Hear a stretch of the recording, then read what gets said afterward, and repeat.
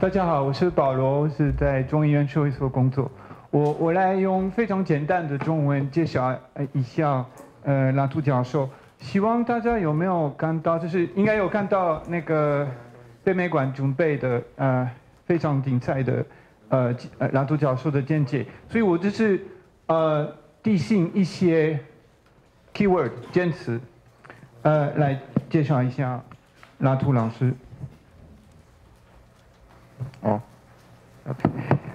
所以在那个简介有提到拉图老师是在一个法国的酒乡出生的，这个是他的历史，他在的警备是算是蛮重要的一个背后，不只是因为他是法国算是非常好喝，也是很贵的一个酒，但这个不重要，这个比较重要是，因为他可能会自己介绍，比较重要是年轻时代有学哲学，那一开始是学哲学，然后后来他从有机会去非洲，就在非洲开始学人类学，所以有哲学跟人类学的经验。然后他从非洲跑去美国加州开始学，继续学人类学，但是平常的人类学家是去。怎么说？以前法国的殖民地，像非洲或是亚洲的越南，去这种地方去做人类学，是去学那个大人的l'autre。那当代去美国学，用人类学这个研究方法去研究一个美国的非常现代的一个科学实验室，是可能之前不是完全没有，但是他的研究方法是。非常的新的一个研究方法，所以他是用人类学，不是去学就是非洲人或者是亚洲人，而且是去学去研究他跟自己一样的白人，而且是在美国最现代的一个地方，然后他从这个时代以来，他就开始学那个，他后来就觉得这个是他讲。现代人的人类学，好 ，anthropologie des modernes。好，那他从那个科学的社会学、人类学，然后来他开始做法律的人类学，就是法国的律师，最高法院的那个研究，然后就慢慢刚刚林馆长有介绍，他是从。这个社会科学的角度去跟艺术家交朋友交流，也是一起合作，所以他科学、法律还有政治，我忘记讲那个政治还有艺术，去在那个德国的 ZKM 博物馆美术馆做了三个展览，所以那个简介有介绍哈，那个然后等一下他会自己介绍，所以我不用补充，但是他写了很多书，然后目前中文翻译不多，所以可能就是我们交流的时候，可能应该会有很多翻译的问题，但是不是因为我们今天有非常精彩的翻译者，所以我相信不是这种翻译的问题，不是也有一些翻译的，可能也有，但是不是翻译者的错误，是这种我们那么不一样的文化里面，一定会造成的这种翻译问题。好，在他的书里面，跟他在那个德国在看办的那个展览里面，都有一个也应该是一个联合性的一个概念，是这种翻译就是一个他在的书里面一个很重要的一个概念。另外一个概念就是跟翻译有关的是商量或是协事嘛。协商或是商量，négociation， 所以一个是 traduction， 另外一个是 négociation。然后 négociation 是我们尼古拉·布给主张非常关系的那个外交 diplomacy 的问题，也是在拉图老师的研究里面蛮重要的一个概念。然后刚好那个我刚刚讲外交，等一下我们的老朋友龚作军老师会跟他说明他的稿背，那稿背是脚背，有那个外教的教，就是我还不是很了解那个搞不会的这个概念，等一下大家会自己说明。但是我觉得今天的一个很重要的一个目的就是，当然我们有那么精彩的老师，他们会讲可能有一些蛮难的一些概念。但是我是希望讨论的时候，有论坛的时候，我希望大家不会怕，很勇敢的问问题。不要怕哦，我不知道，我没有看他的书，这个没有关系。我们今天那个很重要的一个目的是我们交朋友，外交交朋友，搞贵，先这样，谢谢大家。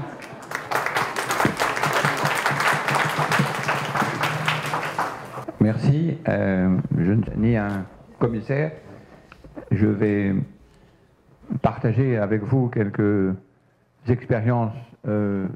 d'exposition avant de, je l'espère, pouvoir échanger avec Wu Mali et Gongjong Wujun. J'espère que je prononce correctement leur nom. Sur leurs propres expositions qui, elles, sont évidemment très importantes et très intéressantes. 很抱歉，我不是一个真正的艺术家，也不是一个真正的策展人。今天在这里，我希望能够跟大家分享的是我对于展览的一些经验，然后之后能够很开心的跟龚卓君还有吴玛丽两位老师进行一些交流。刚才提到，希望他没有把他们的名字发音错误。On m'a demandé de parler de mon exposition de commissaire amateur. En fait, le seul moyen de résumer ce que j'ai essayé de faire, c'est l'expression que vous voyez là-haut, d'expérience, d'exposition de pensée. L'exposition de pensée, c'est un peu comme l'expérience de pensée dans le domaine scientifique, c'est-à-dire les expériences qu'on ne peut pas encore faire à cause de l'état de la technique, mais qu'on imagine et qui ont parfois des résultats importants bien avant qu'on puisse en fait les réaliser techniquement. 那台北市立美术馆主办单位要我来聊一下，就是我在 ZKM 这个艺术跟媒体中心所作为一个应该说业余的策展人所参与的3个展览。那这3个展览的内容跟精神，就像在画面上面我们可以看到的这句话。它事实上呢是将一些在现实上面还没有办法实际呈现的，作为一种思考的一些经验的这些东西，然后用展览的方式试着去呈现它出来，在它们真正发生之前。Donc j'ai eu la chance de rencontrer 3 commissaires. Le premier, Hans-Ulrich Obrist, que beaucoup d'entre vous connaissent dans le monde de l'art. Ensuite, Peter Weibel de ZKM à Karlsruhe, avec qui j'ai fait ces 3 grandes expositions. Et Martin Guinard, qui est ici, un jeune commissaire et artiste avec qui j'ai pu faire, et j'espère faire d'autres expositions après. 那他很幸运的在这个过程当中呢，就是遇到了3位很出色的策展人，一位就是在荧幕上我们看到的 Peter Weibel， 那另外一位呢是在现场的Martin Guinard。Guinard. 那 the premier c'est Hans，the premier Hans-Ulrich Obrist. HUO, everyone knows him now by his trademark. OK， 另外一位对不起，就是HUO， 他的名字的缩写啊，是在美术领域很多人都认识他的这位策展人。Donc je vais passer très rapidement sur les 3 expositions, mais surtout les deux suivantes. La première portait sur une question qui est très importante dans l'histoire à la fois de la critique et l'histoire de l'art, aussi bien que de la religion et de la science, c'est-à-dire comment est-ce qu'on pourrait dire, le désir ou la nécessité de la destruction des images. 那第一个展览呢，是关于这一个影像冲击的这个展览。这个影像冲击的这个概念来自于一个在不管是在文化上面或者是宗教上面都非常来源有自的这样子的一个概念，是在讨论这种影像它所带来的我们对于它的恐惧、冲击、战争等等。La deuxième portait sur la question, en gros, des institutions nécessaires à la démocratie et s'appelait Making Things Public, rendre les choses publiques. atmosphère de la démocratie. 那第二个展览呢，叫做就是让事物公共化。他在讨论的是要让民主可以实现的那一些种种的机构建制的问题。Et la troisième que vous voyez ici, Reset Modernity, plus récemment, en 2015-2016, pardon, et vous voyez quelques-uns des participants ici, portait sur cette question dont on a parlé déjà, de l'impact de la modernité, non pas comme développement, mais comme concept. 那第三个展览是最近的一个，就是2016年的这一个重启现代性的这个展览。现在图上的这个照片，我们可以看到的是几位他们的作品有参加这个展览的艺术家，还有策展人。那这里面所要讨论的是有关于现代性的这样子的一个概念。Dans les trois cas, ce qui m'intéresse, et je pense que c'est pour ça qu'on est dans une institution d'art, c'est la pratique de l'exposition comme genre. L'exposition, surtout quand on est un commissaire amateur, c'est un genre, non pas un genre d'art, mais un genre de pratique, de même que l'écriture, la poésie, la vidéo, le théâtre. Et donc c'est ce genre, pourquoi le genre de l'exposition ou le médium de l'exposition peut intéresser des gens qui d'habitude écrivent des livres et sont plutôt des philosophes ou des sociologues. 那在这三个展览当中，它可能有趣的地方，或者是说值得一谈的地方是，它是一种类型，它不是一种艺术或者是说艺术形式的类型，而是一种观看的一种类型的呈现。Il y a quelque chose dans le genre et le médium de l'exposition qu'on ne peut obtenir que par ce médium, de même qu'il y a des choses qu'on ne peut obtenir que par le médium du théâtre ou du médium de l'écriture philosophique. Et c'est ce point-là, ce qui est spécifique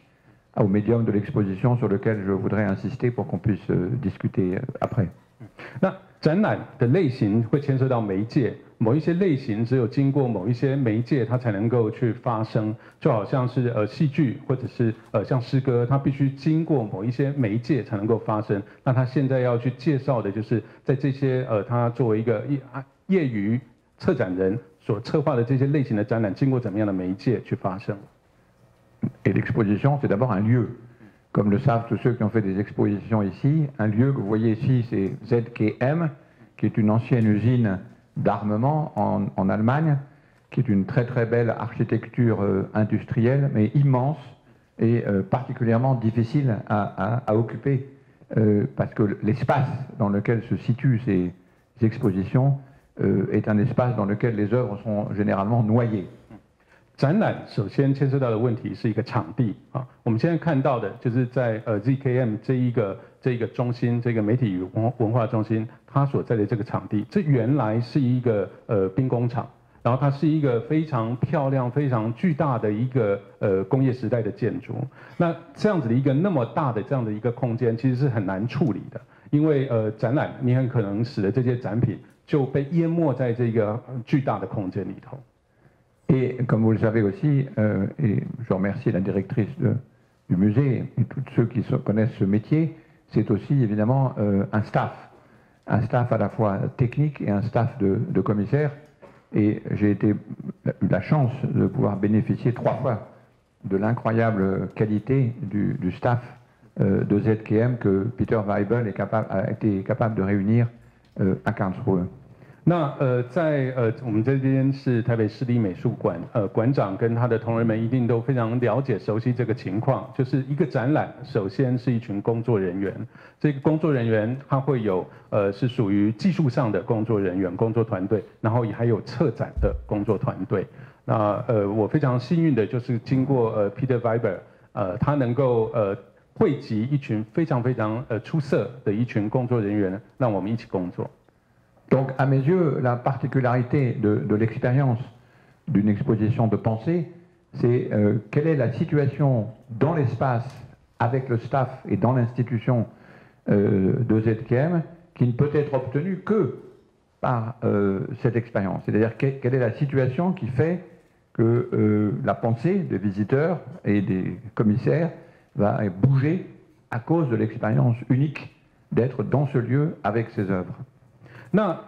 刚才提到了这3个展览，它们都是一种属于思想的呈现、思想的展览。而这种思想的展览，它最难的地方是在于，就是在工作团队、工作人员、策展人，然后还有参观展览的人，他们之间的思想要怎么能够去移位，然后在经过这个参观展览的这个独特的经验当中，去发生这一个思想的展翼的这件事情。La particularité de la première exposition Iconoclash, c'était de couvrir l'histoire aussi largement que possible de la destruction des œuvres dans le domaine de l'art contemporain, de la religion et des sciences, en comparant les modes de destruction dans ces 3 régimes, disons, de vérité totalement différents. Science, art et religion. Merci。那在第一个展览，就是刚才提到的，就是影像的冲击的这个展览当中，它最重要的一件事情是要以最大的这个跨度去呈现科学、艺术跟宗教在这3个面向当中，那个破坏影像，或者是说将影像摧毁的这样的一个历史。Juste pour vous donner une idée de ce travail de commissaire collectif qui est important et la durée que représente ce travail. Vous avez ici Dario Gamboni, qui est spécialiste de l'histoire de l'art et de la destruction de l'art contemporain, 2 grands spécialistes de l'histoire des sciences et de la destruction des images en sciences, Joseph Körner, qui est le spécialiste de l'histoire de la réforme et de la destruction des images en religion, Adam Lowe, qui est un des grands artistes anglais sur la reconstruction des images, et maintenant Hans-Ulrich Obrist, que l'on n'appelle plus que HUO, puisqu'il est devenu maintenant une marque, et mon ami Peter Weibel here.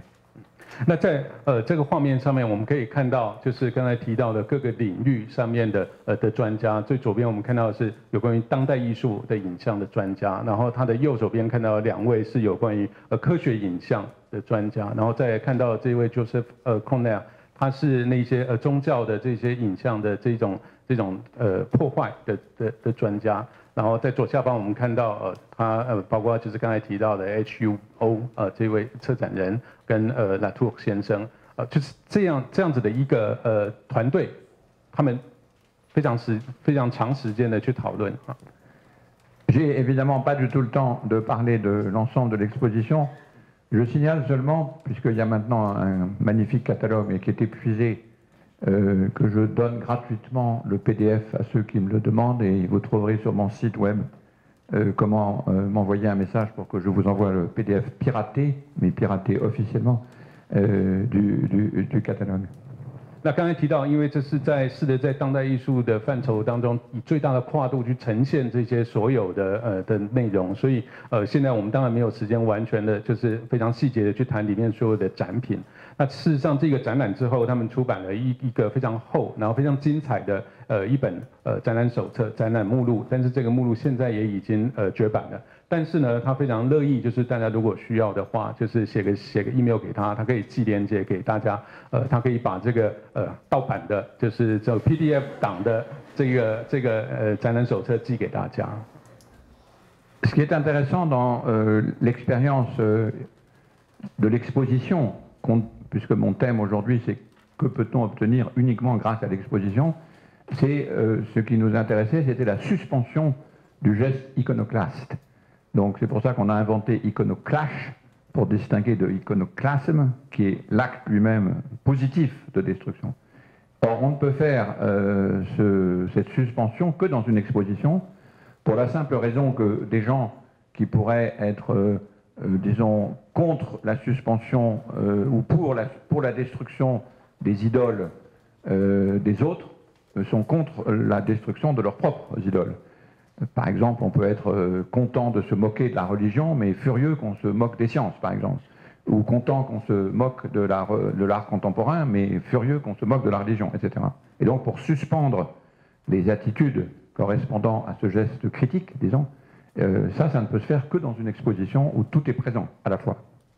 事实上，今天的这个演讲，我试图要讲的东西呢，是有什么东西是只有经由展览的这种方式，我们才能够去做到，才能够去达到我们的目的。比方说，在 Iconoclash 这一个影像冲击的这一个展览当中，刚才提到的，就是说在科学或者是在宗教或者是在艺术各自有这种就是摧毁影像的这个历史跟这个摧毁影像的这个经验。很多人都非常熟悉它，然后我们但是在这个展览当中，我们试图的要把，比方说有些人他对于摧毁宗教影像这件事情会觉得非常有道理，但是当有人要去摧毁，比方说科学的这一个影像或者这个偶像的时候，会觉得非常的愤怒，或者是有些人他可能会对于摧毁当代艺术的这个偶像崇拜非常的高兴，但是你遇到要去摧毁宗教的这个偶像的时候，可能又激怒他了。但是只有在展览的过程当中，我们可以把这种所有的你对于摧毁偶像的这一个态度或者是这个想法，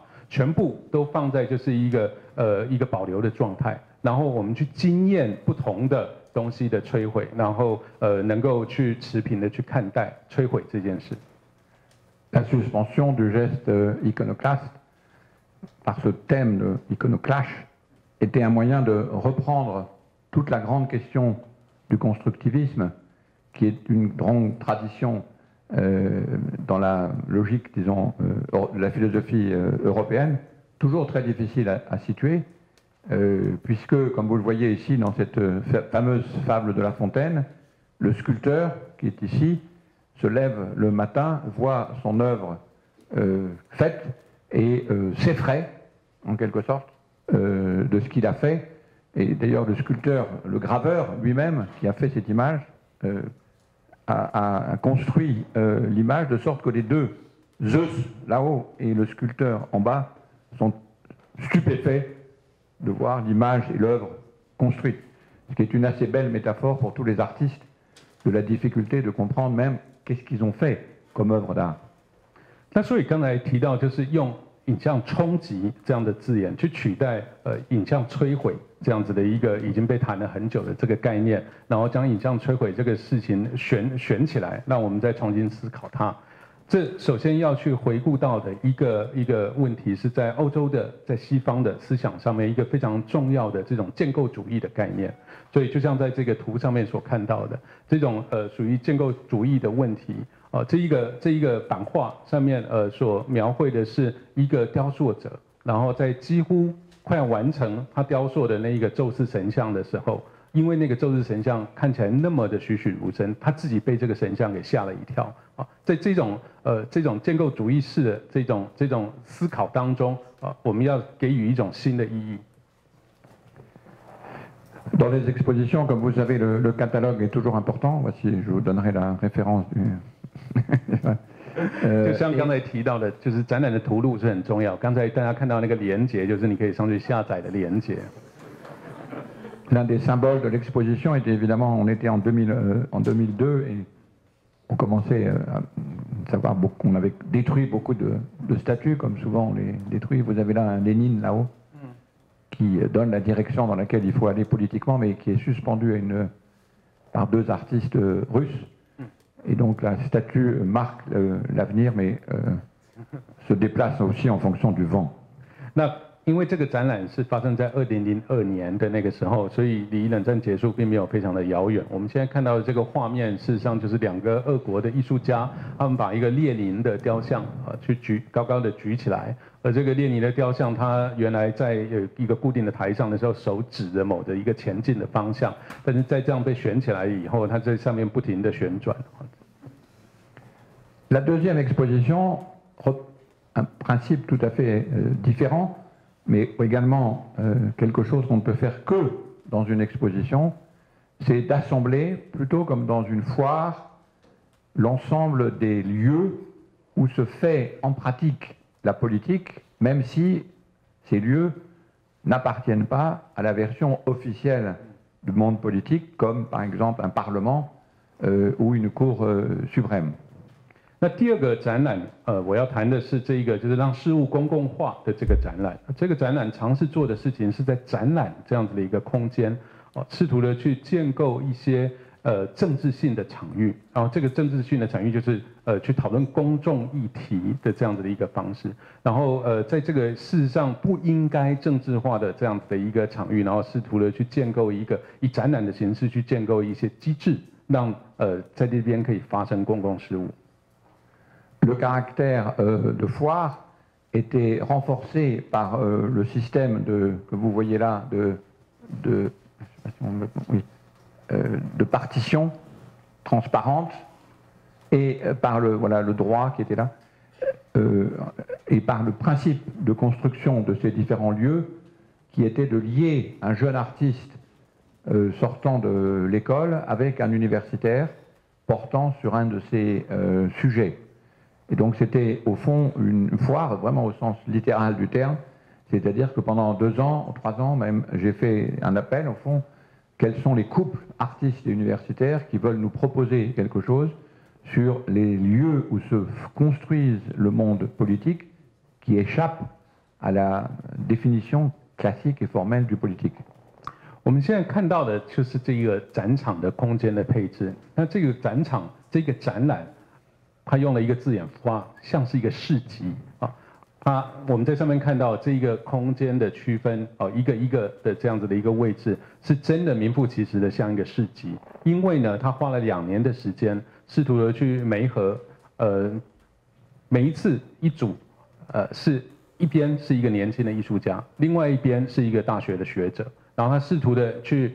看这哪一些艺术家跟大学的学者愿意去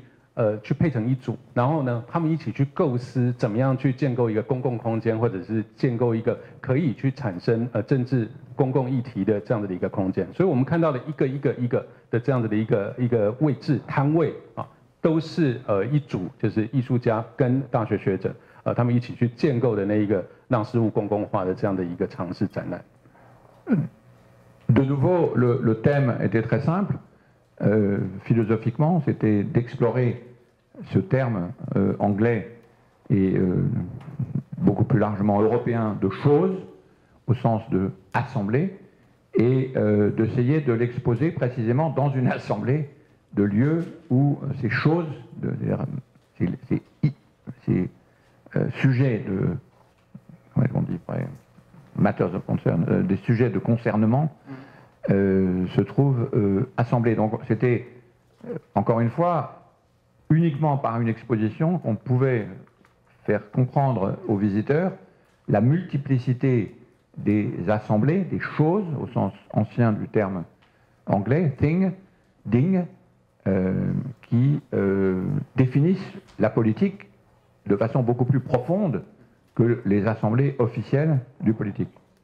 那整个展览的概念其实是相当简单的，就是又回到英文的 thing 这个字。我其实在另外一个地方，拉图先生用的中文的物体的那个物这样子的一个概念，然后他们的聚集。这些有都是关系人，或者是说跟这一个聚集有关系的这些物、这些东西、这些可能是人或者是什么，他们用怎么样的形式去聚集？Oui, oui, j'ai vu. Non, c'est très bien.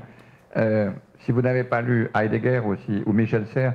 vous savez qu'il y a toute une discussion sur ce mot de chose. Et là, vous avez un lieu qui s'appelle effectivement une chose, thing, the ding, qui est effectivement une assemblée politique de l'île Isle of Man en Angleterre. Et vous avez encore beaucoup d'endroits dans les pays nordiques qui s'appellent toujours des choses, des ding. Et ding veut dire simultanément wu, je crois que j'ai l'image après. Voilà, wu, c'est une traduction, c'est celui-là, c'est ce même wu. OK. Exactement. 所以呢，刚才说的英文的那个 thing，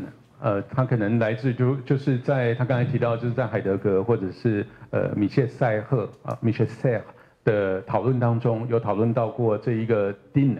后来英文变成 thing， 就是这一个中文我们用物来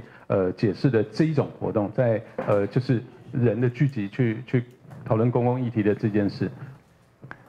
Et donc, vous voyez la différence entre ces lieux officiels que nous reconnaissons comme des lieux où le politique se déploie, que nous voulions plonger dans un ensemble de sites, à chaque fois travaillés par ces couples dont je parlais entre universitaires, disons, et artistes, à l'intérieur comment on peut dire, des autres procédures de représentation, de discussion et de protestation qui forment au fond la véritable substance et la véritable atmosphère de la démocratie. 那所以呢，我们现在在画面上面看到的，它当然就是一个正式的一个聚集的一个空间，这可能是联合国的会议厅或者是什么的。但是呢，在这个展览当中，我们试图做的事情，像刚才所提到的是由一个艺术家跟一个学者成为一组，然后他们去构想跟去呈现。用怎么样子的方式一群人或者是一群物，他们可以在聚集在一起，然后去发生一个公共议题的讨论，去产生政治。Donc ça c'est un schéma tout à fait abstrait, mais c'était pour donner l'idée. On a bien là les assemblées qui sont officiellement des parlements, mais la grande découverte du domaine auquel j'appartiens, qu'on appelle STS, c'est que les assemblées scientifiques sont un des endroits probablement où se décident la plupart des choses dont nous dépendons, de même les assemblées techniques, évidemment les assemblées économiques et légales, ainsi que les assemblées religieuses. Or, quand on pense aux politiques, on pense surtout à celles-là et pas aux autres. 那我们在右上角看到的，当然就是一个像国会这样子的一个官方的一个正式的一个聚集的一个场合。但是，比方说在他的左手边，我们看到这个科学的社群的聚集。那兰图先生他说他自己是身为 SDS， 就是科学技术研究的这样子的一个社群当中的一份子。然后在科学的研究，它事实上常常是在科学的这种，或者是在左下方那一个科技的这个。的这样子的一个聚集场合当中去发生的。我们讲到政治的时候，都只会想到右上方的那一个就是国会这种正式的政治议场，但是事实上在其他地方也不停的发生政治。Donc vous comprenez que c'est de nouveau quelque chose qu'on ne peut faire que avec le médium de l'exposition et que faisant une expérience de pensée, évidemment c'est infaisable en vrai. Pouvez-vous assembler dans le même lieu toutes les façons que nous avons de représenter les choses dont nous dépendons? C'est impossible à faire pratiquement, mais on peut le faire en fiction, en construisant une scène artificielle, l'exposition, qui permet aux visiteurs une expérience très puissante, mais qui est aussi une expérience de pensée, puisqu'on décale, on déplace en quelque sorte la question politique que l'on plonge dans les assemblées auxquelles les gens n'auraient pas forcément pensé, de sciences, de techniques, de religion et de droit, en comparant leurs procédures dans tous les cas. 那再一次就是说，去强调什么东西是只有经由展览的这样子的一个媒介能够去达到的，才能够去实现的，就是只有在，比方说像在这个展览当中，在这一些所有的这些一组一组的这些创作者他们试图的去用各式各样的方式去呈现各式各样的代表，各式各样的剧集，各式各样的议题。这个东西在现实生活上面是不可能的，我们不可能在我们社会当中同时出现有那么多这些事实上是想象的、去虚构的这些聚集的方式，但是在展览当中它是可以的。再一次就是说，这是一种思考的展览，我们试图的去把把思考就是这个独特的经验经由展览的这个方式，用一种虚构的过程去让它可能。Et j'ai aussi un catalogue piraté en PDF. 然后呢 je donne aussi le PDF si on me demande. 这个展览呢，它也有海盗版的 PDF 的那个展览手册，可以给大家。Non, parce que le catalogue, vous pouvez enseigner avec pendant des années parce que c'est incroyable. 因为这一些展览手册的内容都非常的丰富跟精彩，就是作为一个教师，你光拿里面的内容就可以教好几年书。Donc la troisième exposition, beaucoup plus récente, puisqu'elle est l'année dernière, porte sur un thème disputé, qui est la qualification de la notion de modernité dans une tradition européenne, et cette question du reset, Le mot français, malheureusement, n'existe pas, donc on peut dire reset aussi. Et donc, de nouveau, pour poser la question du genre et du médium de l'exposition, faire ressentir cette fois-ci une troisième expérience de pensée, de nouveau quelque chose de complètement impossible. Qu'est-ce que c'est que reset modernity? C'est une abstraction complète. Et là, non plus de demander à des couples d'artistes et d'académiques d'inventer des installations dans une espèce de foire, mais de reposer sur un commissaire, en particulier Martin, chargé d'assembler les œuvres dont l'expérience visuelle serait si forte qu'elle décalerait ou déplacerait les visiteurs, de nouveau en profitant du genre particulier d'exposition. 那第三个展览呢是比较近的，就是2016年的这一个重启现代性啊。那很不幸的，因为法文里面没有 reset 这个字，所以他只好把这个reset 就是直接用在它的标题当中。那这个 reset 重新启动这件事情，事实上这个展览是在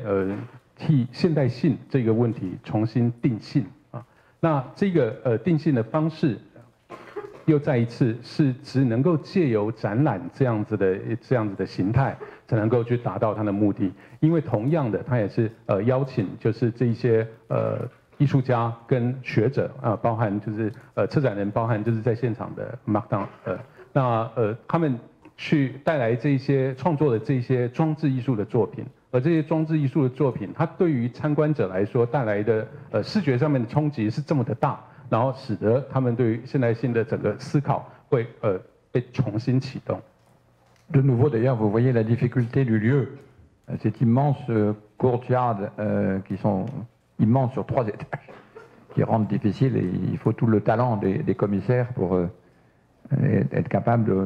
d'utiliser cet espace. C'est une dimension très importante de l'exposition sur laquelle j'insiste. 那这一个照片，我们又可以看到，就是 ZKM 的这一个中心，它是一个这么大的一个空间，而且它中间有一个这么大的一个像中庭的地方，旁边又有3层楼。这其实在策展来说是一个非常艰巨、非常难的一个工作，所以其实是策展人需要非常具有才华，才能够使得这一个展览，它在空间的配置上，在展品的设置上面变得让参观者非常的舒服。Mais là, on avait poussé encore plus loin la comparaison avec l'expérience de pensée en équipant les visiteurs d'un petit objet que vous voyez à gauche, un fieldbook, qui est d'ailleurs sur mon site web pour ceux qui veulent le regarder, parce qu'on a les détails œuvre par œuvre. Et pour chaque page du fieldbook, vous avez une description de l'œuvre, évidemment, mais aussi, ce qui nous avait été reproché, on nous avait dit que c'était impossible, un avis ou une proposition des commissaires de dire voilà pourquoi l'œuvre est là et voilà ce que vous devez en penser. 那我们现在在画面上面看到的，就是在这个展览当中，他们整个展览的设计跟构想，又更进一步的去推向，就是这一个他一直在强调的，就是说为什么这个东西是只能够经由展览这样的一个方式去实现？那在这个展览当中，我们又增加了一个小的工具，就是现在大家在画面上面看到的这个 field book， 就是让参观者每个人手上都拿着这一个现场手册。那这个现场手册呢，事实上，当初在提出这个构想的时候，就有人去批评说这不可能啊，那展览参观者他才不会那么乖去寻着这个。但是他们的确就是这么做的。还有这一个小手册也在它的官网上面，大家可以去下载哈。那在展览手册就是一个现场手册上面每一页都有一段对于展品的描述，而且呢，它比较特别的地方是策展人会去提出为什么你要用这样的方式来看这样的一个作品。Et on nous avait dit, non, les visiteurs des expositions d'art détestent qu'on leur donne des instructions et ne viennent pas dans un musée pour travailler. Et nous, on leur a dit, si vous venez au musée, c'est pour suivre des instructions de reset, c'est une procédure, et pour travailler. Et vous voyez là, une demi-heure avant la fin de l'exposition, avant la vernissage, le finissage, il y a encore des gens qui sont en train de travailler sérieusement avec le fieldbook. 那反对的人的意见是说，来看展的人才不会乖乖的，就是听你就是拿着一个工作手册，然后依照你上面给他的这些指示，然后呢就是像做作业一样的，就是在每一个作品之前，然后去依循你们给他的指示去思考，但不。事实上，参观者都非常依循的这一个方式来玩这个游戏。我们现在在画面上面看到的，就是在事实上是这个展览在结束，整个展览要结束之前的半个小时，都还有参观者就是坐在那边在做他们的作业。La difficulté de l'espace et une des particularités de l'expérience de pensée, c'était de lier des œuvres, donc vous voyez là Tacitadine ici, Sarrazé, beaucoup d'autres, avec de la documentation. Effectivement, quelque chose qu'on nous avait dit qu'il ne faut jamais faire, c'est-à-dire mélanger, et ici vous avez deux œuvres de Armin Linke, le grand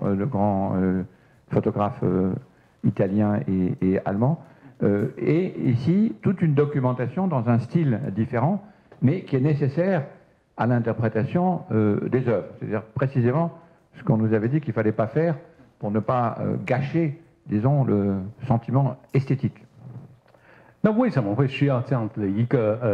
一个现场手册呢？因为重新启动需要程序，他希望就是参观者就是能够跟着这些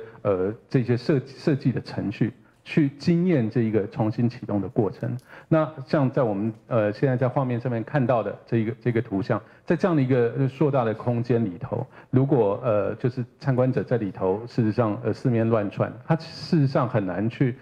找到一个集中的一个思考的方式。在这个画面里面，我们也会看到，事实上它里面的很多展品的这种呈现方法是完全违背就是一般的博物馆学当中告诉你展品要怎么放的，因为这样子会破坏了展品的美观等等的。但是他们都不管这些事情。Or, au contraire, ce qui nous intéressait, c'est de pouvoir faire cette connexion, de nouveau qu'on ne peut faire que dans une exposition, entre la puissance émotive des œuvres et des choses qui seraient plus donc discursives de la documentation pour obtenir les effets d'expérience de pensée. Sans ça, évidemment, on reviendrait à une exposition d'art. Ou si on basculait du côté du discursif, on dirait mais pourquoi vous n'écrivez pas un livre plutôt que de mettre tout ça sur des murs de l'exposition. Donc c'est de nouveau la notion d'expérience de pensée, d'exposition de pensée, Gedankenausstellung, doit être prise tout à fait au pied de la lettre et n'est possible que si on arrive à cette difficile conjonction entre les œuvres et l'idée et la documentation. Vous avez ici deux œuvres de Jeff Wall dont je parlerai dans une minute. 但事实上，在这个展览当中，还有一个非常特殊的地方，就是说，那一些主题性非常强的视觉主题性非常强的这些作品，他们会跟着一些论述性的文字或者是论述性的这些叙述放在一起。那事实上，这当然也会招致，就是说，两个极端的批评啊。对于某些人来说，就是博物馆里面应该是一个美学的经验啊。那这些论述性的作品，如果你那么觉得重要的话，你就去写本书就好了嘛。那或者是说，另外有一种可能性是，如果偏重这些论述性的作品，因为它可能更能够呈现思想的东西，会觉得这一些主题性很强的画作、视觉很强的画作又放在那里做什么？但是呢，对于这整个展览来说，重要的还是刚才在字面上非常强烈的那个思考的经验，希望能够借由这个展览的方式去发生。C'est très difficile de raconter une exposition avec des images, mais je vais prendre juste un exemple. Vous avez là deux œuvres de Jeff Wall,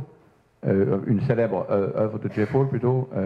Adrian Walker en train de dessiner, que j'avais choisie parce que, d'abord c'est une œuvre extraordinaire, mais aussi parce qu'elle travaille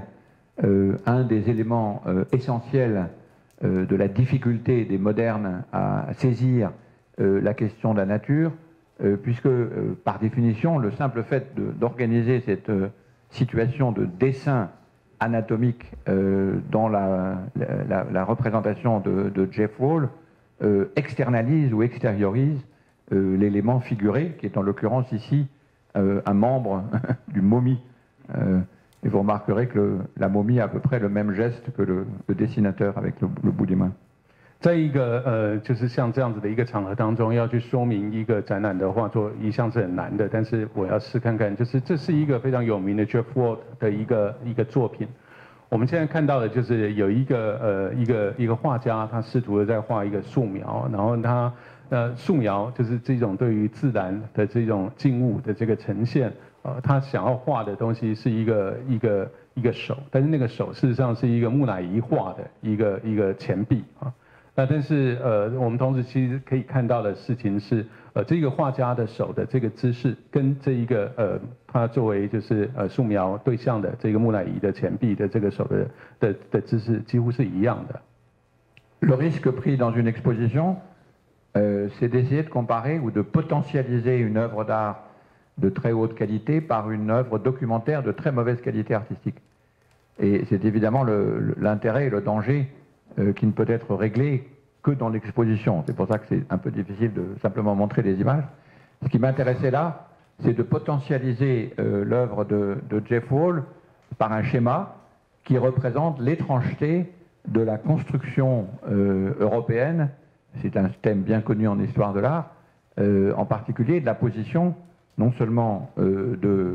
l'objet, mais aussi du sujet. La peinture de tradition européenne et toute la philosophie qui va être associée avec elle construit une relation extraordinairement bizarre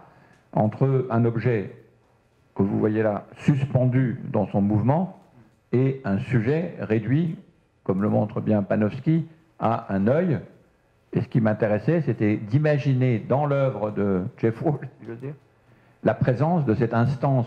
jamais figurée. Ici, c'est le Corbusier qui a été placé comme exemple, peu importe, c'est le Corbusier, mais peu importe, une instance, disons, que j'ai anthropomorphisée là, qui organise le rapport entre un objet fait pour être vu et un sujet fait pour voir un objet, ce qui n'a rien d'évident et qui évidemment ne correspond en rien à l'expérience que nous avons du monde. 那在这个我们现在看到的这个画面呢，它所试图的要去呈现的是这个potentialiser, c'est donner de l'énergie à l'interprétation du tableau de Wall par un inversement. 那 on fait avec les médicaments quand on potentialise un médicament avec un autre. 对不起，这个部分比较复杂一些些，就是在这一个画面上面的呈现，当我们在直觉上面所看到的这个画面，我们试图的去呈现，就是说它观看的机制是什么的时候，意思是说这一个画作，我们应该是一个被观看的一个客体，但是呢，我们在看到这个画面的最右方，它事实上是把一个眼球，那一个我们视为观看的主体的这个主体的东西，化约成是一颗眼球的时候，我们整个颠倒的翻转了，就是在这样子的一个观看的这件事情啊，这些客体跟主体之间的关联，所以我们去看到这样子的一个作品，经由这样子的，比方说一个人拿着一个画作，然后他的观看的那个位置变成是一个眼球去客体化的这样的一个过程当中，事实上是重新去认识了这样子的一个作品，以及它跟观看者之间的这种关系。Si vous allez maintenant sur le tableau, en refaisant l'expérience de l'exposition, imaginez maintenant, ici, traversant l'image, la mise en place de la relation de l'objet et du sujet, complètement bizarre. C'est complètement bizarre, cette position de l'objet à dessiner. Non seulement le sujet, ça on le sait depuis longtemps, European gaze, mais l'objet, une momie, c'est extraordinaire quand même. 那如果再用刚才的那个画面来比较现在这个画面，我们想象在中间画出一条线来，然后以刚才的那个画面作为一个启发，作为一个例子。这个时候，如果我们还去说左手边刚才的那个正在画素描的这位人，他还是站在是一个主体的位置，在观看木乃伊的这只手啊，我们可能就会有了一个新的疑惑跟新的想法去比较现在这一个画面。另外就是说，这一个正在画素描的人，放在整个西方的那个历史上面啊，然后跟西方的这种现代性的那个思考的这种想象的这种主体性，跟右边的那一个他正在画的那个已经木乃伊画的那一个手的前段啊，这一个西方木乃伊、埃及，然后还有主体、客体的这个翻转，事实上是一个非常有趣的一个对照。Donc c'est évidemment tout à fait risqué de faire ce genre de montage. Un deuxième exemple peut-être sur une autre procédure. Donc il y a 6 procédures de reset. La première, évidemment, ce que je viens de montrer sur le reset de l'extériorité de la nature. Mais un autre qui est très important pour la question qu'on appelle écologique, mais qu'il faudrait plutôt appeler existentielle, disons, c'est la nouvelle position visuelle donnée à la notion de sublime. 那在整个这个展览当中，重新启动，它一共规划了6个程序啊。我们刚才前面看到的那个程序是那个我们是属于这个世界还是外于这个世界的这样的一个程序，然后再来我们现在要谈的这个程序是有些人说它是生态的这个程序，但是它可能我觉得更适合的字眼是存在的程序。那这个存在的程序，事实上先是要去打破的是这一种sublime 伟大或者是说宏伟的这样的一个概念。Donc de nouveau, on ne peut faire ça que dans une exposition puisqu'il nous faut l'expérience des œuvres et toujours avec le même principe, l'expérience et l'espèce de voix en plus, ici la documentation de cette section, qui permet de potentialiser l'expérience de l'œuvre. Donc ça c'est une œuvre de Armin Linke, typique apparemment du sublime du XVIIIe siècle, le spectacle de la grande nature et de la catastrophe de la nature, mais vu soigneusement à distance. Or il se trouve que le commentaire le dit, ce phénomène météorologique que vous voyez ici se trouve en Méditerranée à un moment et pour des raisons qui n'ont absolument rien de naturel, mais qui sont liées à l'action humaine. Et donc la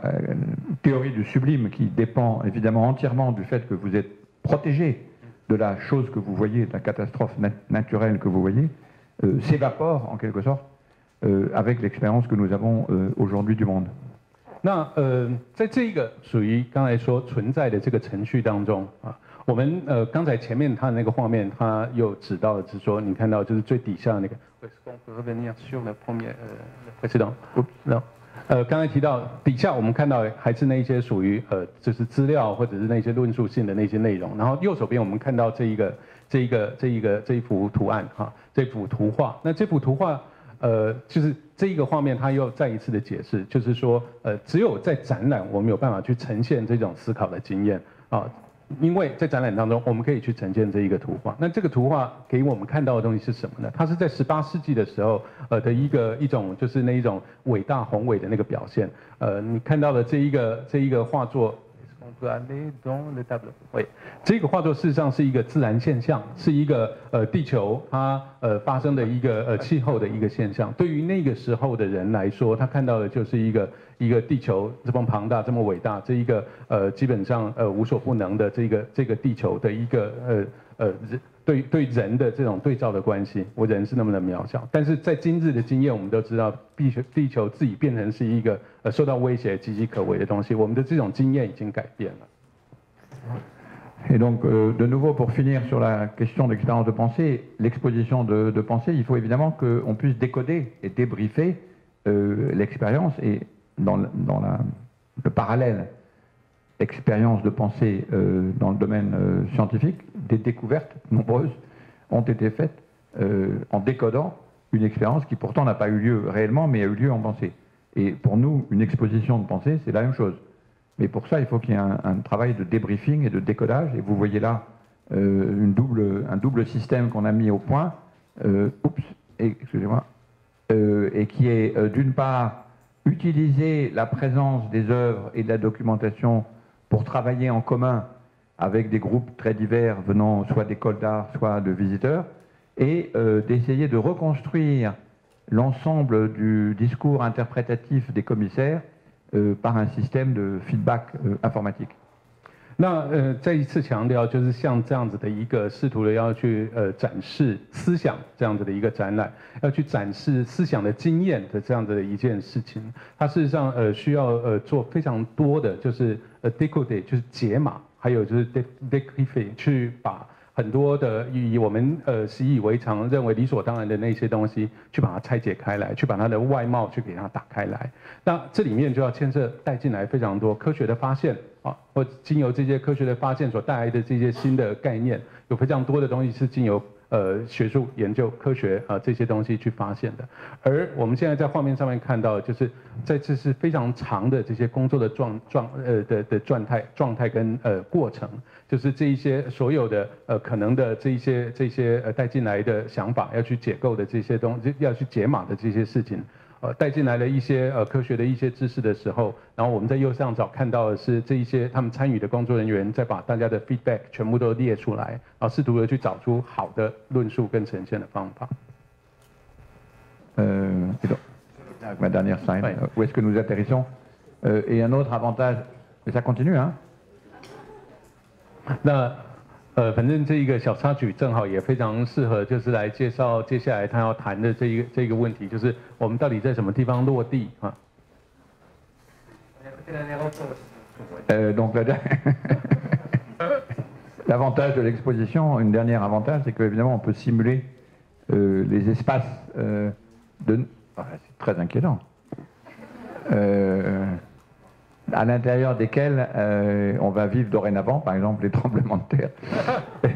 Et disons cette question que nous avions posée dans la définition du reset, where do we land? Quelle est la terre sur laquelle nous atterrissons à partir du moment où on a fait le reset de la modernité. 那在这一个展览它最后的一个主题。讨论的就是说，我们到底在什么地方落地啊 ？Where do we land？ 那事实上，可能他刚才开的一个玩笑，就是说，也许我们就是在一个地震里面。Et donc, ça c'est une œuvre qui finissait l'exposition de Pierre, une œuvre de Pierre Huyck qui était un peu le symbole de la transformation de l'espace dans laquelle on situait l'exposition. Et pour finir, une image de cette tentative que nous avons fait à Shanghai. De prolonger non pas l'exposition, mais la procédure de l'exposition, de discussion de l'exposition, de nouveau avec Martin comme commissaire, et Paul a gentiment accepté de participer à cette tournée, qui est là, et qui a accepté de participer avec nous à cette tentative,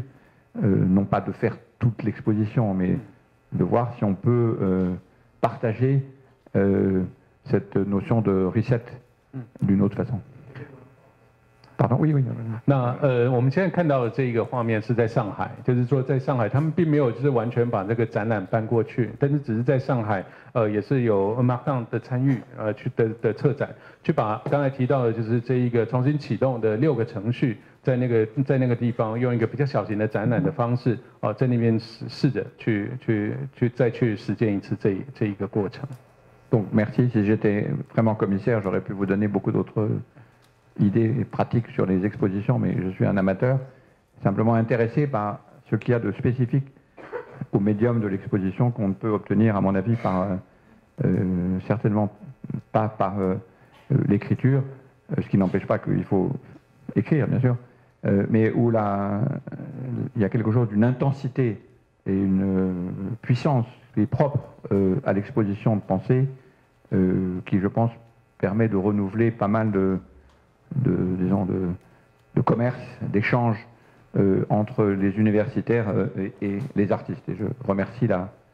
le musée de m'avoir permis d'en parler, et je vous remercie pour la traduction que je suppose excellente, bien que je ne puisse pas la comprendre. 那最后呢，就是我必须说因为我只是一个业余的一个策展人，所以我能够带来的这个经验，主要谈的就是这一些，就是这种只能够经过展览的方式去实践、去展现的这些思考的经验。经由展览的这样的一个媒介，它能够特别产生的这个密度跟强度。那如果我是一个真正的一个策展人的话，也许我可以跟各位讲更多有关于这些展览的内容。但是还是非常感谢主办的台北市立美术馆，可以让我有这个机会跟大家分享这些思考。那最后来图教授非常客气的，就是也谢谢了的译者，是非常 gentleman 的一个教授讲者，谢谢。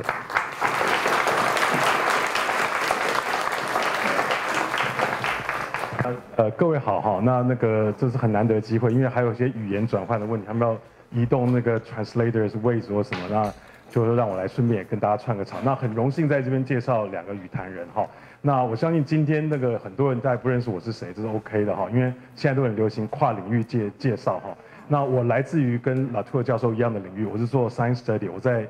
阳明大学服务，那本身研究医疗的哈，那所以本来我应该在正常的场合，我应该是跟拉图尔教授一直在那个旁边那个很大的演讲场做一个就是很冠冕堂皇的介绍，相信大家很熟悉这个 setting 哈。不过就是说今天因为这个跨领域的不同的经验哈，让我有机会来这个我只有来过第2次的地方哈，然后在一个比较 intimate 的环境，就跟一些艺术界的先进哈来服务。那我本身其实也不能说我跟艺术完全没有渊源哈。我这个刚刚拉图尔教授说他是业余的策展人哈，我是业余的观览者哈，我常来这边看展览哈，很少走到这个区域来，但是我对艺术充满了崇敬哈。以前也是当过一阵子文青哈。那今天非常的荣幸有机会介绍我在学生时代就很敬仰的一位展览就是策展者跟一位学者哈。那如果不是在这个场合，我相信他们应该没有机会认识我，我也没有机会认识他们哈。那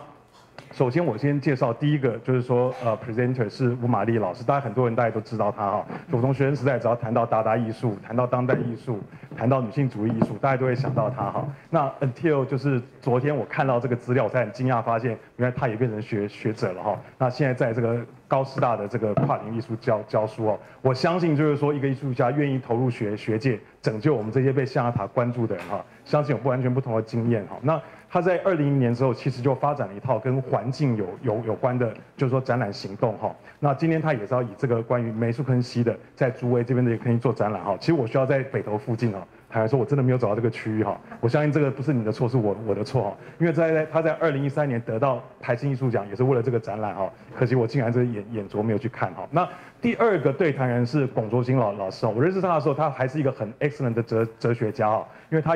研究的主题是福寇、Merleau-Ponty， 这都是我们现象学跟我们非常有关的事情。那我本人也做医疗哈，那只是没有想到说，在2007年哈，他的著作得到了这个中研院年轻学者奖之后哈，居然就是说消失在我们的学界哈，改以策展人身份出来，陆续做了一系列我觉得非常就是说也许比我们象牙塔做的更有影响力的展览哈，我也学到很多哈。那最近就是说，他有一场展览是在这个台南的骁龙文化园区，有一场就是以高博这个概念出现的展览哈。那高博跟高培景哈，就交培镜这个概念哈，基本上我在上海跟拉图尔先生介绍这个高博的时候，他突然把这东西记起来哈，一直在跟我讲高博哈，但是我都觉得说，就是说这个东西我来介绍，毕竟天龙国人介绍这种东西还是有些困难哈，还是请这个是龚老师来介绍比较好。那我想就不占用各位的时间哈，那就把时间交给先叫吴玛丽老师，接着是龚卓英老师，请。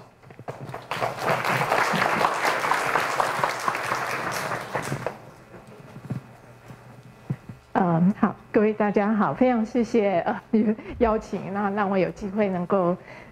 参与这个对话。那刚刚我们在看拉图尔的东西的时候，比较都是关于展览本身。那我现在要介绍的这个树梅坑溪环境艺术行动，它基本上比较是一个行动，就是从行动里面去带出一些思考的课题哦。那我就是从我自己所居住的空间。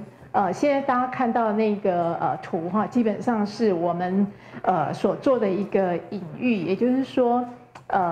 整个那个区域，因为竹围地区它基本上是一个就是大屯山下的一个小小的聚落，所以它对我们来说就是很像台北盆地的一个小缩影哈，所以我们把它画成一个像汤匙的这样的一个形状。那主要就是在谈这个水跟这个土地的关系啊。那当时会关注到这个课题，也是因为其实就是说从一个非常细微的一个地方开始，就是先看到说，哎，水怎么这么脏哈，然后我们就开始去思考说，那这个水从哪里来？那可以怎么样子去解决这个问题？可是当我们开始思考想说这个问题到底是从哪里来的时候，就开始才真正去认识我们自己所居住的地方。所以对我来说，就是树梅坑溪环境艺术行动，它基本上是一个就是对于像我这种过去展览都是在美术馆或者在画廊空间，就是那种所谓的典型白盒子空间里面的人来说，当你走到你自己的生活世界的时候，你就开始去反思，就是说我们生活里面，我们的生活世界是充满了这种断裂的一个状态啊。那好，所以我大概很快的讲一下，就是说当我开始去碰触这个议题的时候，也就是说本来其实很像是一个美学的问题，但是我们后来发现说，其实我们如果单单要去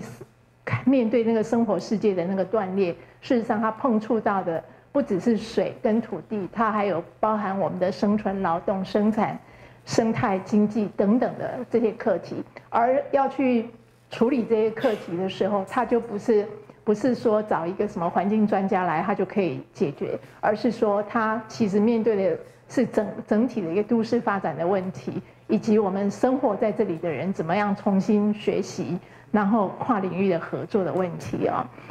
那我这里头其实因为之前在看到出尔先生的资料的时候，我就会觉得说，现代性到底在我们的生活里面发生了一些什么样的作用的时候，我就觉得那就是它带给我们就是许多的断裂哈。那我现在大概就是讲一下那个断裂到底是怎么开始的啊。首先就是我现在谈的这个整个计划，我们的位置大概就是在我看看，这边是关渡桥啦哈，所以大概就是这个 A 这个点，这个整个这个区域，所以我们可以看到说，我要谈的这个树梅坑溪，它基本上只是那山区这样往下流下来的一条条小的水沟，可是这个水呢就会进到淡水河，从淡水河就要再进到一个淡海，就是到淡海，然后就进到那个台湾海峡，甚至于它可能就随着这个黑潮往上就到日本去哈，就是当然要看那个洋流的一个状态。所以我特别用这个地图，其实就是要讲，就是说，虽然我们在谈的是一个我们生活世界里面的一条很小的一个溪流啊，可是它事实上连接的是一个这样非常巨大的一个世界啊。好，那这个是另外一张 Google Map， 我们就可以看到一样是在这里，所以这边就是树梅坑啊，这是一个地名，所以这个水基本上我们看到绿色的部分就是山坡地哈，那里有比较多的绿带，所以这个水是完全是从山上这样子一直流下来的。好，那这个图，这个是黄瑞茂老师所拍的图，我们就会看到这个是竹围捷运站，然后这个溪流就是这样子流到这个淡水河的啊。所以大家可以看到，我们现在看到这整片的这个房子的建设啊，当然非常的惊人。那我想大家生活在都市里面也很熟悉，可是你可能不会想到说，这些房子大概都是在这10几年里面才发生的。所以这个意思就是说，如果你15年前来这边可能都是绿地，然后可是今天你看到变成这个拥挤的一个城市的一个样子，这时候你当然就要开始去思考，那这个水要流到哪里去的问题。那这个是我们当时就在思考这件事情的时候，就主要也是因为地方一个做文史研究的人，他就找了一个照片给我们看，他就说我们所站的位置，我们看到的都是房子，可是它本来却是一个这个样子哈，都是农田，所以我们就可以看到说，其实在也许这个20多年里面，这个台北或者是这个区域就发生了一个剧烈的变化。所以当我们开始要寻找溪流，也就是说从河口你看到这条溪，然后就要开始寻找的时候，哇，那个美学的问题就出现了，也就是说我们在这边会看到溪流，在那个竹围捷运站后面会看到那条溪的出现。可是当你要开始去往上溯的时候，例如说你经过中间这个聚落那边当然比较有名，就是像马偕医院，然后再往上走的时候，你就会发现说很多人居住的地方，这个溪流就不见了，就完全看不到。偶尔你可以看到说它就是一个小水沟的一个样子因为它都被盖起来了，它被马路盖起来。但是我们如果走到中间开始农地出现的地方的时候，它又出来了，那个就是我们又会看到那条溪。然后到了上游的时候，你就会看到它其实是变成一个原始的河床的样貌，这个就是它原始的一个状态。也就是说，你会看到那个溪流整个周围都是那种碎石，有大大小小石头。那主要是因为这边的地形主要是因为有大屯山。那在我不知道几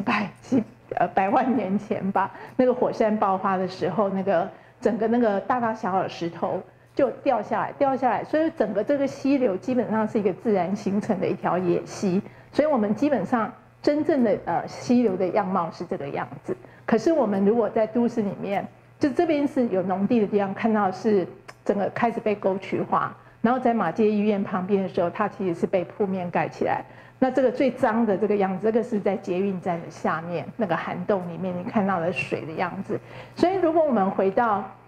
用一个美感的经验来说，到底这个溪流带给我们的那个美感经验是什么？而这就是我们居住的空间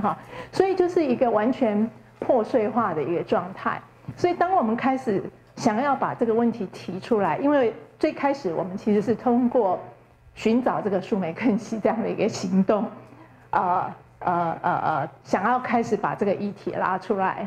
那我们就是开始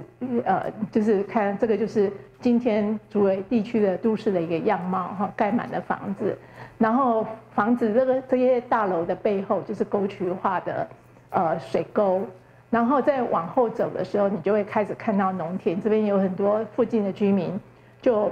在那边种菜。然后再往上，这个是最上面在北投山上那个小平顶那一带的五仔厝这个是最早300年前的聚落。那即便那个聚落它是在山顶上，现在也是盖了很多的房子那我们在探寻这些树莓坑溪的时候，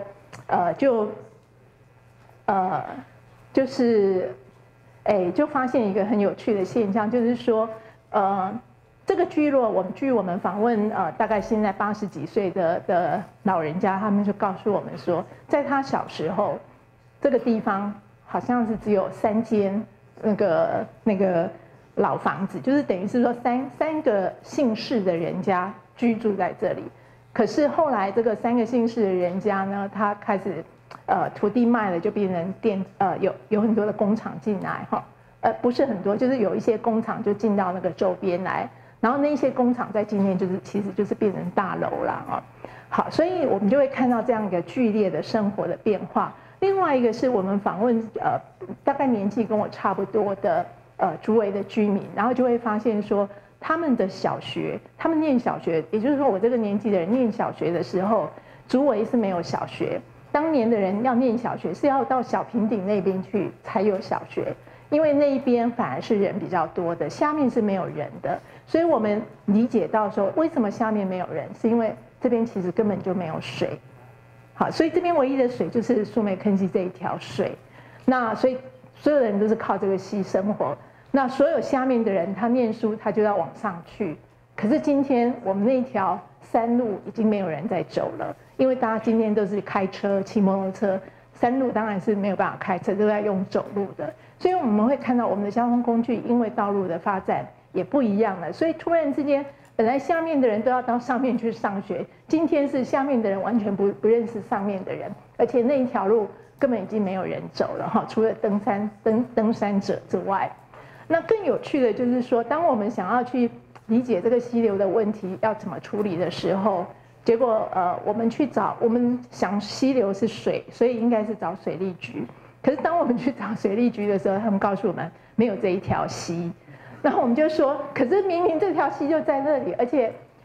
政府也花了很多钱不断去整治各种整治。结果我们才发现说，对水利局来说，他们不管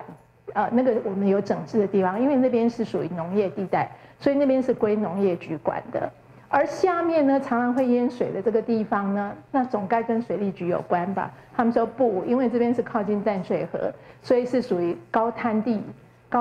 管的，所以什么东西都跟水利局无关就对了。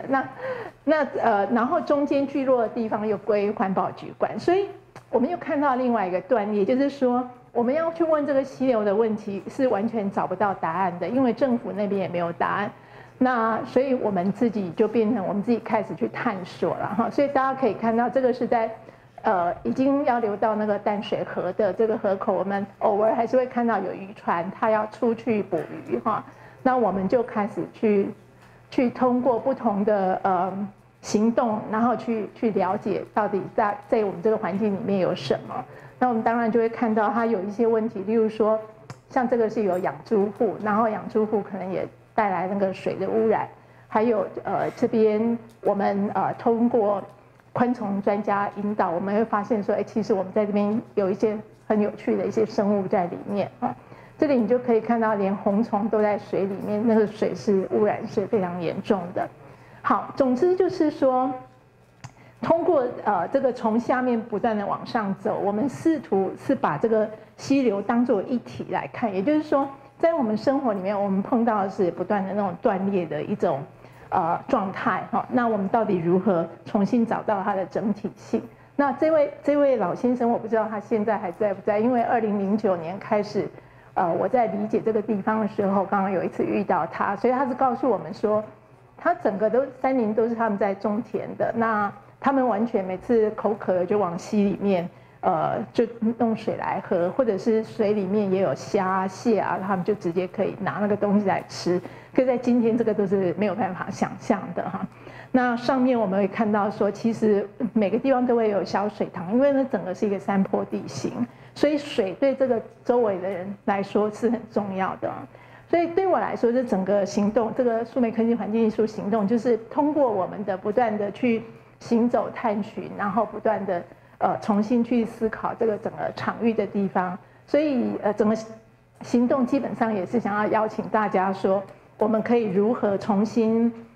透过一个艺术的行动，重新去让这个地方可以有一些不一样啊。所以整个过程里面，我们从对于地方的探讨，那这个也是我们当年北艺大2010年的北艺大的同学哈，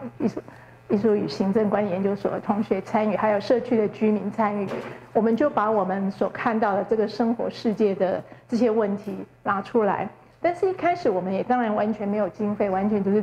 自己进行。那透过跟竹围工作室的合作，因为那边常常会有艺术家来驻村，所以我们也有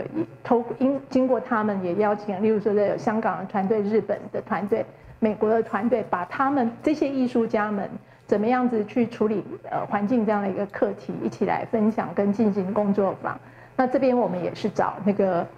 政府单位一起来对话哈，就是说为什么水利局认为没有这么一条溪，可是事实上这个溪就是在我们的生活世界里面啊。所以我们真正的其实是2010年刚好国艺会有一个策展的经费，所以我们展开了一个所谓的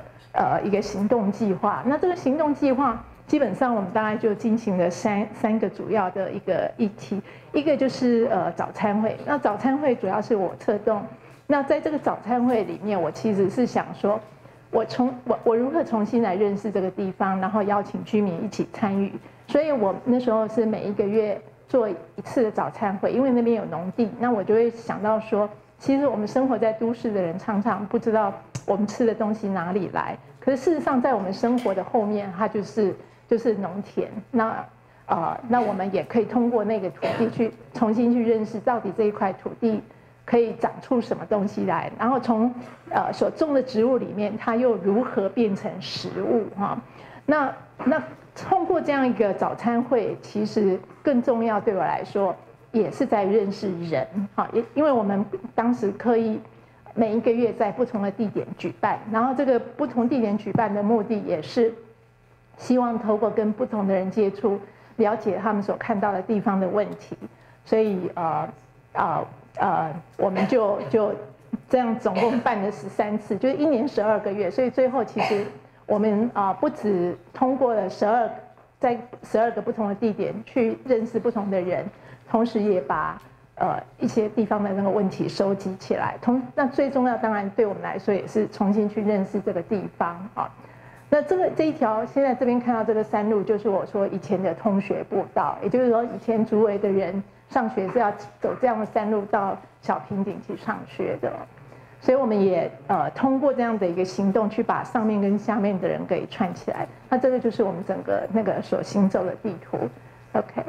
好，那这个是我们当时最后所整理出来，整个我们这个地方除了这个山药是要阳明山上才有，其他基本上都是在竹围地区都可以长的东西。所以我们一边认识我们每天在吃的这个东西，东西又跟水是有很密切的关联。那同时在每一个月的不同议题，我们也会找不同的专家或者是一些团队哈，尤其是环境运动团队来跟我们做分享啊。所以整个那个早餐会基本上就是一个连结的一个过程啊。那另外第二个是由萧丽红老师竹围工作室他们跟小学合作，那时候我们也在思考学习的问题，也就是说我们在我们的小学、中学，我们的教育其实常常也是跟我们的日常生活是断裂的。我们好像课本读的都是很高深的知识，很有用的知识，可是那些有用的知识从来都不会跟我们的日常真正生活的场景产生关联。所以我们通过跟学校的合作，是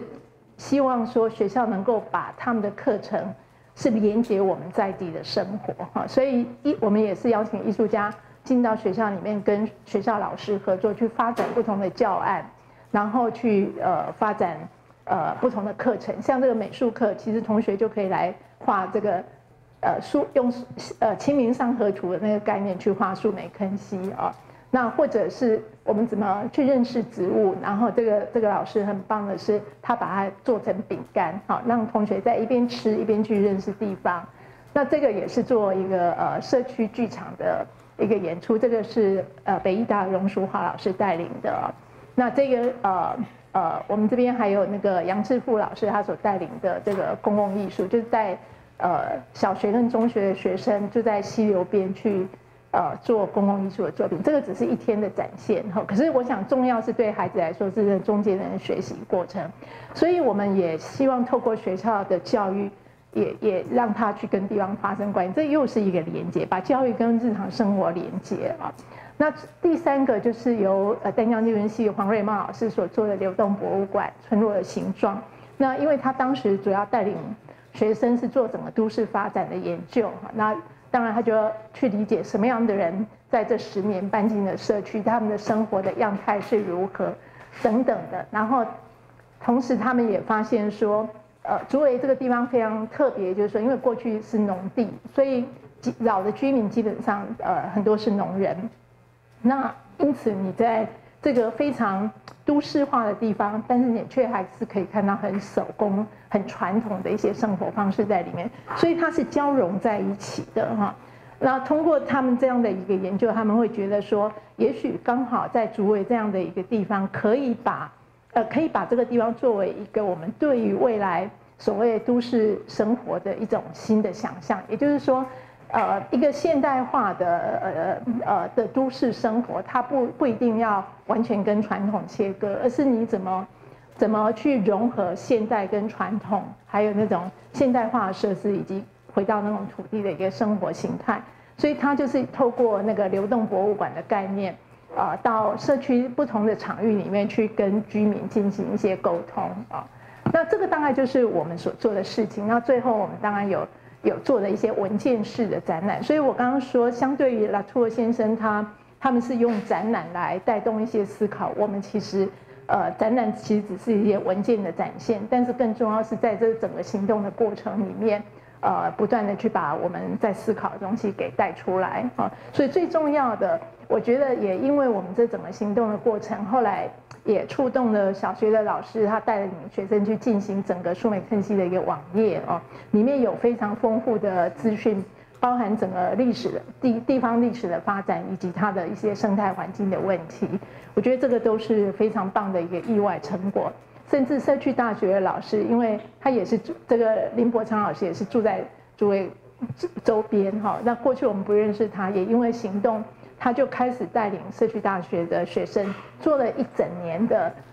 竹围这边苏美坑溪周围的那个昆虫自然生态的调查，所以他也有1整年的整个丰富的那个环境的调查报告啊。那竹围工作室后来自己也做了社区报等等。我想就是说，对我来说，这整个苏美坑溪环境艺术行动基本上也是好像在回应我们今天这种所谓的现代的都会的生活跟土地完全脱离关系的一种状态。它如何透过一个艺术行动，再把大家重新连接起来，去做那种比较整体性的一个思考。以上报告，谢谢。谢